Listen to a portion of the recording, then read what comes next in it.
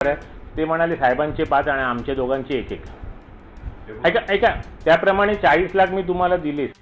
माननीय आमदार जे कोल्हापूरला आहेत, ज्यांनी ह्या मुलाकडनं 40 लाख रुपये घेतले आहेत, त्याचा पूर्ण व्हिडिओ ते मुलाशी बोलताना माझ्याकडे आहे. जर उद्यापर्यंत पैसे नाही मिळाले तर हा मुलगा माननीय मुंबई उच्च न्यायालयामध्ये तो पूर्ण व्हिडिओ घेऊन क्रिमिनल याचिका करणार आहे. हे माननीय आमदारांनी लक्षात ठेवायचं आहे.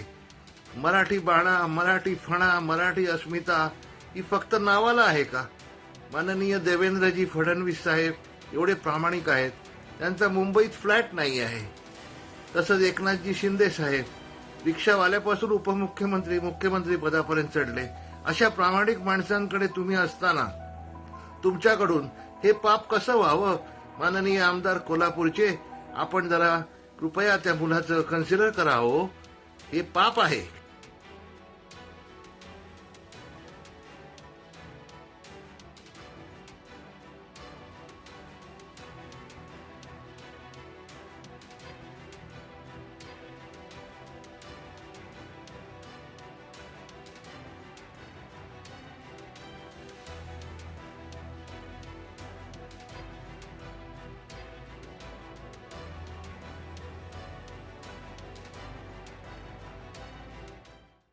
अधिकृत पेजवर एक व्हिडिओ टाकलेला आहे. तर नेमका व्हिडिओ काय म्हणायचा आहे? त्याच्यामध्ये एक व्यक्ती दिसतो, 40 लाख कुठल्या तरी आमदारांनी घेतले अशा प्रकारचं नाही, या व्यवस्थेमध्ये आमदारांच्यावर एखादा आरोप होतो त्यावेळी त्याची सत्यता पडताळणी होणं गरजेचं आहे.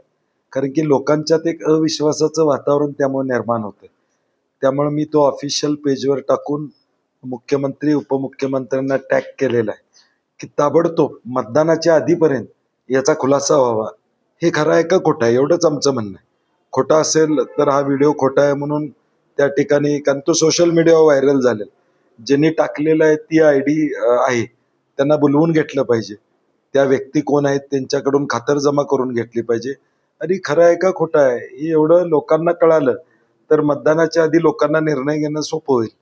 व्हिडिओ मधील व्यक्ती असं म्हणतात की याच्यामध्ये पुढचा आणखी व्हिडिओ आहे या संदर्भातला आणि ते हायकोर्टामध्ये देखील जाणार असल्याचं त्यांनी. होय ना, म्हणजे एवढा गंभीर आरोप लोकप्रतिनिधींच्यावर महाराष्ट्रातले होत असेल तर मला वाटतंय महाराष्ट्र कुठल्या दिशेला चाललाय हे दिसून येतं. आणि म्हणून सत्यता पडताळणं, पोलिसांनी ताबडतोब त्यांना बोलवून घेऊन नेमकं हे काय आहे प्रकरण माहिती घेणं, खरं खोटं आहे का किंवा काय आहे.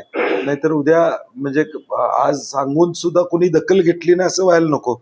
विरोधी पक्ष म्हणून राज्यामध्ये जर भ्रष्टाचार होत असेल तर त्याला वाचा फोडणं ही आमची जबाबदारी. व्हिडिओ मध्येच आहे नाव घेतलं गेलं नाही, पण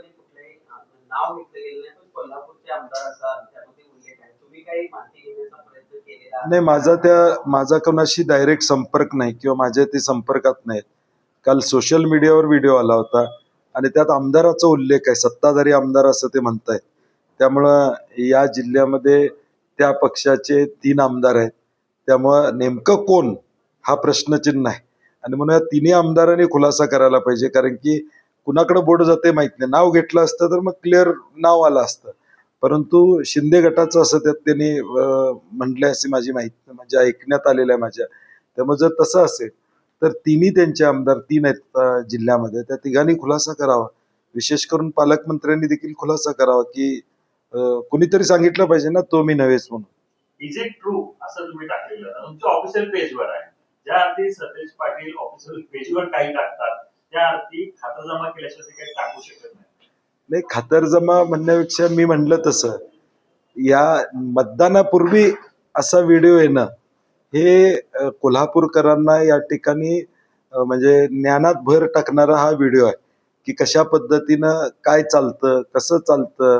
आम्ही ज्याचा उल्लेख सातत्याने या ठिकाणी करतो की 50 खोके एकदम ओके आणि 100 कोटीचे रस्ते असतील किंवा कोल्हापूर शहरामध्ये वेगवेगळे विषय असतील किंवा कोल्हापूर जिल्ह्यामधले विषय असतील, ते भ्रष्टाचाराचे मुद्दे आम्ही जे लोकांच्या समोर मांडतोय आता आणि पारदर्शक कारभार कशा पद्धतीनं चालतो याचा पंचनामा आम्ही सातत्याने केलेला आहे. आणि म्हणून मला वाटतंय की लोकप्रतिनिधींच्या वरचा अविश्वास या ठिकाणी वाढायला नको आणि म्हणून 3 लोकप्रतिनिधींनी त्वरित खुलासा करावा. खरं तर शेवटच्या दिवशी कोल्हापुरात हा व्हिडिओ बॉम्ब फुटला असं म्हणायचं होतं. नाही हे म्हणजे आलाय समोर, आता आलाय तर तो लोकांच्या पुढे गेला पाहिजे, लोकांच्या ज्ञानात भर पडली पाहिजे. मतदानाच्या आधी लोकांना कळलं पाहिजे की नेमकं आम्ही कुणाला मतदान करतोय, कशासाठी करतोय, मतदान झाल्यावर काय घडू शकतं, काय घडू नाही शकत, हे सगळं लोकांच्यापर्यंत पोहोचवणं विरोधक म्हणून आमची भूमिका आम्ही पार पाडतोय. या आधी देखील निवडणुकांच्या आधी असे व्हिडिओ बॉम्ब फुटले आहेत आणि त्याचा परिणाम देखील झाल्याचं बघायला मिळालेलं होतं. आता याचा काय नेमका परिणाम होईल असं वाटतं? नाही, मला वाटतंय लोकांनी विचार करून निर्णय घ्यावा, मतदान करताना विचार करावा, विचार करायला लावणारा हा व्हिडिओ आहे. त्यामुळे निश्चितपणे लोक या सगळ्या गोष्टीचा विचार करतात.